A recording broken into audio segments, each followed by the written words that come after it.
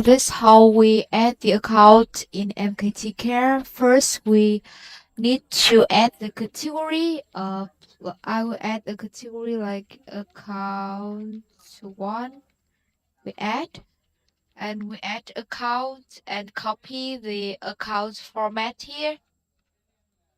Okay, we paste to the software and we select the category and we select the format by option. Okay, first UID, password, private key, email.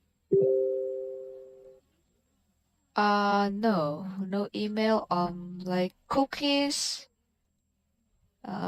email, email password, and recovery email, and we add.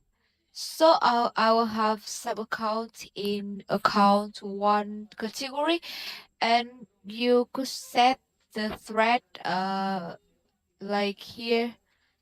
Maybe my PC could run 20 threads, so I set it to 20, and we save and close. So it's how we add the account, and after you add the account in account management, please the next step is account interaction and run the script login. Just choose the account category, tick all the account, choose the interaction script like login, and we press start to beginning login to the account.